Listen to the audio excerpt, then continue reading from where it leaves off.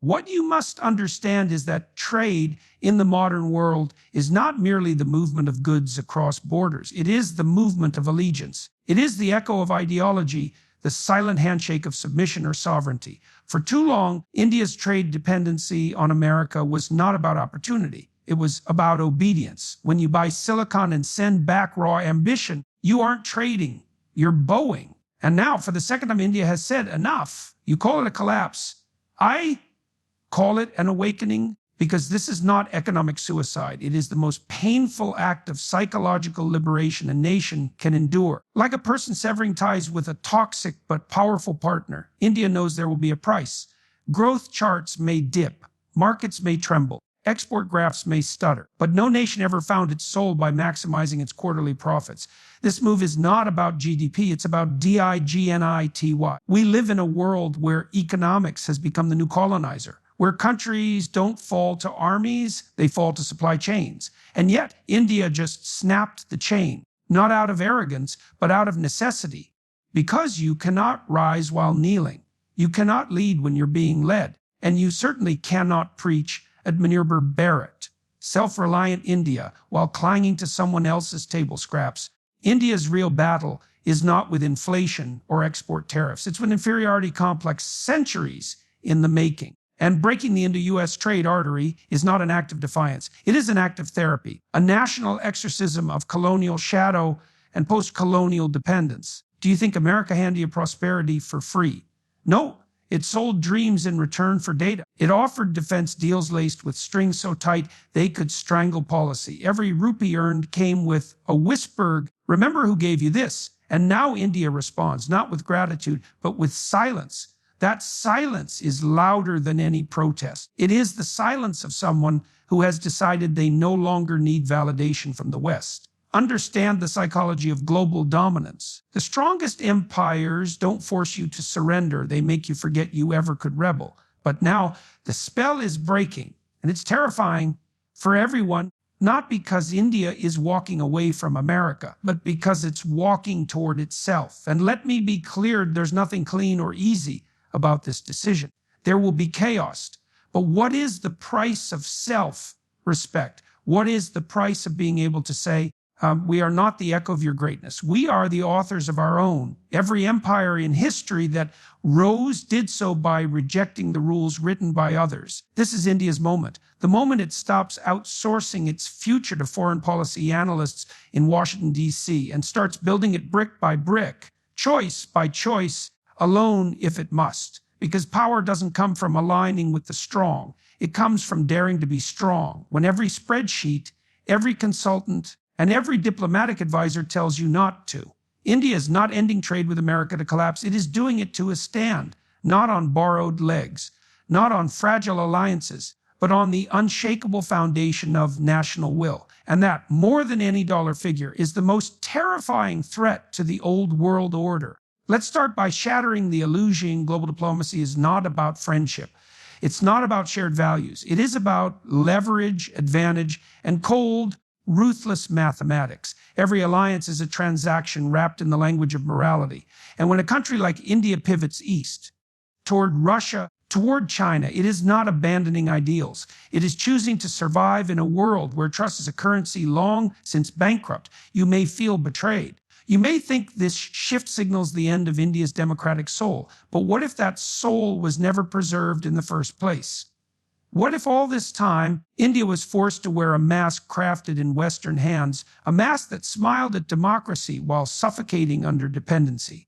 Look past the headlines. This isn't betrayal. This is India removing the mask and breathing on its own terms. Russia offers military hardware, energy, independence, and a partner that doesn't preach. China offers infrastructure, supply chain dominance, and a shared disdain for Western hegemony. Are these countries perfect allies? No. But perfection is not the metric here. Power is. And power demands options. For decades, India played the game with one foot tied to American promises. Now, it's untangling itself, not to fall, but to move. You call it betrayal because it offends your sensibilities. But sensibilities don't win wars. They don't guard borders. They don't rescue economies held hostage by distant central banks. India's pivot is not about affection. It's about arithmetic. It's about choosing partners who can offer more than just applause at summits. Some will say, but China is a threat. Yes, it is. But realpolitik doesn't flinch at threat, it calculates with it. Engaging with China is not submission, it is strategy. You not face your rival by hiding, you face them by entering their circle and rewriting the rules from within. You don't ignore a dragon. You learn how to speak its language without burning your tongue. And Russia is not a saint, but saints don't fuel tanks. Saints don't supply S-400 systems. And saints didn't stand with India at the UN when the world turned its back in 1971. The alliance with Russia is not sentimental. It's structural. It is built on decades of mutual necessity. India isn't turning to Russia to reminisce. It's turning to the Russia because America blinked and Moscow didn't. Still think it's betrayal. Then ask yourself, betrayal of what? A relationship where India was never seen equal. A partnership where Washington imposed sanctions every time New Delhi made an independent choice. A friendship that froze the moment India said, no, this isn't betrayal, it's emancipation. Understand this, India has never been anti-West, but it is now becoming post-West. That is not the same thing. The West is no longer the center of gravity. Power is now multipolar. And if you want to survive in a multipolar world, you cannot afford to orbit around just one sun. India is no longer looking to be accepted. It is now choosing where it belongs. That terrifies the old guard because they were never afraid of India's failure. They were afraid of its independence. This pivot is not reckless. It is the brutal logic of a nation tired of waiting for approval. It is India saying, we will not be pawns in your cold wars. We will be the storm you cannot ignore. Betrayal is when you abandon your principles. Realpolitik is when you defend your future. India is doing the latter with eyes wide open. What you are about to hear will disturb you. It should, because truth, when it is raw and unapologetic, never feels comfortable. India aligning with Pakistan, even partially, even diplomatically, is not insanity. It is strategy soaked in blood, history, and geopolitical fire. To dismiss it as madness is to misunderstand the mind of power itself. For 75 years, India and Pakistan have defined themselves in opposition. A partition carved the subcontinent in two, but it also welded a psychological wall so thick that even logic couldn't penetrate it. That wall became identity, hatred became habit. And for decades, both sides have traded blame and bullets across borders soaked in grief. But now India is reaching over that wall. Not to forgive, but to rewire the entire calculus of South Asian power. You must understanding inclusion does not mean affection. Cooperation is not camaraderie. India is not suddenly embracing Pakistan as a brother.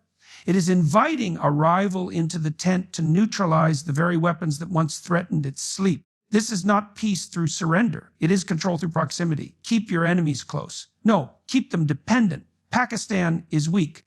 Economically fractured, politically unstable, strategically desperate. And in that weakness lies leverage. India, pivoting away from America, knows it must not only build alliances, it must dismantle threats. You do not conquer Pakistan with tanks anymore. You conquer it by becoming the oxygen it can no longer produce, by turning your economic ecosystem into its lifeline.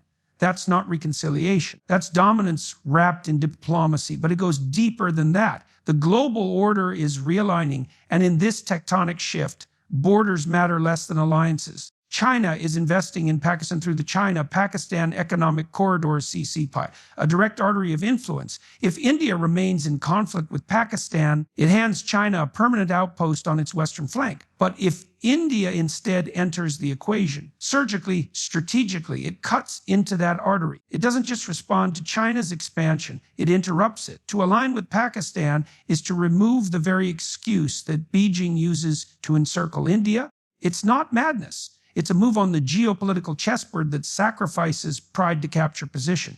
It says, we no longer need to scream about Kashmir in every international forum. We are not playing that game. We are rewriting the board.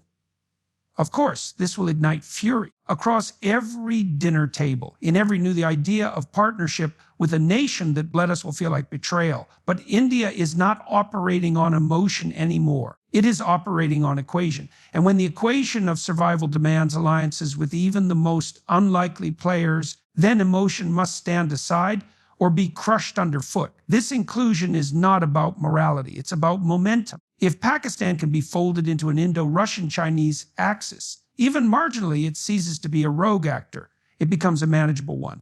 And that, in the long game of empire, is worth more than perpetual enmity. India's enemies are no longer just across the border. They are in boardrooms, in financial pressure points, in the manipulation of narrative. To fight those enemies, you don't just need weapons. You need leverage in places no one thought you could reach. This is not weakness, it is mastery. To include Pakistan is to show the world that India no longer reacts. It orchestrates, that it no longer defines itself in opposition to its past, but in composition of its future. This is not madness. It is the quiet genius of a nation finally learning how to play with fire without being burned. The moment India walks away, truly walks away from trade, allegiance, and obedience to the American orbit, you must not expect silence. You must not expect understanding. You must prepare for something far colder, far sharper, and far more deliberate retaliation, because the United States does not lose allies. It punishes them for leaving, not with warheads, not with missiles, but with something far more devastating, the erosion of legitimacy. Understand this. America is not just a country. It is an ecosystem of influence. It is the architect of global perception. It controls the language of virtue, the flow of capital, the narrative of who is rising and who is falling. When you defy America, you are not just leaving a trade agreement. You are declaring spiritual war against the world order it has spent 80 years constructing. And America never lets rebellion go unpunished. So what happens next? India will not be bombed. It will be branded as regressive, as undemocratic, as compromised. Suddenly, think tanks in Washington will discover human rights violations they conveniently ignored for decades. News agencies will run stories about censorship, religious extremism, and crumbling institutions, written not to inform but to isolate. You will hear about India's authoritarian shift or its democratic backslide, all timed with surgical precision. Because make no mistake, narrative is America's first weapon of choice. Then come the financial levers. Sanctions will not arrive wearing the word sanction. They will come as restrictions, as compliance penalties, as tightened scrutiny on Indian tech, banking, and defense contracts. Multinationals will be advised to evaluate their exposure. Credit ratings will be mysteriously downgraded. Strategic investments will stall. The world will be told India is unstable, not because it is, but because it dared to stop being manageable. Retaliation will even seep into culture. Indian voices in the global arena, authors, artists, scientists, will find doors closing, not by force, but by quiet omission. Invitations withdrawn, awards overlooked, platforms removed. Because when you detach from the empire, you are not simply left alone, you are made invisible. That is the cost of walking away. And yet, India must walk anyway. Because if you stay for fear of punishment, you are not a partner. You are a pet. If your sovereignty can be threatened by bad press, then it was never sovereignty to begin with. True independence is not measured by your allies, but by your ability to survive without them. And if India is serious about becoming a pole in a multipolar world, it must be ready to endure not just economic turbulence, but diplomatic exile. You think America will come to negotiate? No. America negotiates with threats, not equals. And the moment India chooses to pivot, eastward, inward, or anywhere outside Washington's circle, it will be treated as the problem. But here's the paradox: that reaction is not a sign of India's weakness. It's proof of its growing threat. You are only punished when you matter. And for the first time in decades, India matters not as a market, not as a middleman, but as a mover. Retaliation will come like a shadow, no formal declaration, no press release, just pressure. Quiet, consistent, unrelenting pressure. But India must not flinch, because in that pressure is the ultimate validation that it is no longer a piece on the board, but a player at the table. America will retaliate, yes, but it will do so because it understands what many Indians still don't fully grasping, that this moment is not about trade, not about diplomacy. It is about control. And India is no longer interested in being controlled. Look around, look carefully. It feels like the world is falling apart. Conflicts raging, alliances cracking, economies buckling under pressure. But what you're witnessing is not collapse. It's labor, the pain of a system giving birth to something unrecognizable, something raw, unrefined, and unstoppable. When India ends trade with America, when it turns to Russia, China, even Pakistan, it is not stepping into chaos. It is lighting the fuse of a new world order, one that will not be dictated by the Cold War fossils of yesterday, but forged in fire by those who dare to disobey. This is not unraveling. This is restructuring. The West sees power as something to be maintained, preserved, stabilized, but true power is evolutionary. It expands through disruption, not through comfort. For too long, America has treated the global order like a museum, everything placed where it should be, protected by glass, guarded by doctrines, dusted off occasionally but never changed. India, in stepping away from its traditional alliances, just shattered that glass. And the alarms are blaring. Every great empire in history was born from destruction. The British Empire emerged from mercantile costs. The American century rose from the ashes of European wars. Now it is Asia's turn, not as a region of labor, but as a force of leadership. This is not about India replacing America. It's about India refusing to play second fiddle in a song it didn't write. It's about rewriting the score entirely. You will be told that India is destabilizing the world, that by breaking from the American sphere, it is endangering global peace. But peace without sovereignty is just polite slavery. And India has tasted enough. Its stability is only sacred when it is voluntary. What's happening now is not a descent into madness. It's the violent awakening of a world that no longer wants to be ruled by fear, debt, or diplomatic guilt. The fire is necessary because old orders don't leave quietly. They have to be burned out, bit by bit, policy by policy, and partnership by partnership. And in that fire, nations are tested. Will they scream and return to their masters? Or will they endure the heat long enough to be transformed? India is choosing the latter. It's not just walking away, it's walking through. And that fire won't be clean. The next 5 years will not be easy. There will be economic friction, diplomatic isolation, perhaps even internal division. But diamonds do not form in silence. They form under pressure. If India wants to lead in this century, it must be willing to suffer in it, because global leadership is not granted. It is seized with blood, risk, and vision. This moment is not just India's test, it's the world's test. Can the global South stand tall without leaning on the crutches of Western approval? Can new alliances be forged not in ideology, but in mutual interest and resilience? Can countries choose complexity over convenience, independence over indulgence? The answer is forming, not in headlines, but in history. And when it's done, when the smoke clears and the ashes settle, it will be obvious to a log the old order didn't collapse under pressure. It expired under the weight of its own hypocrisy.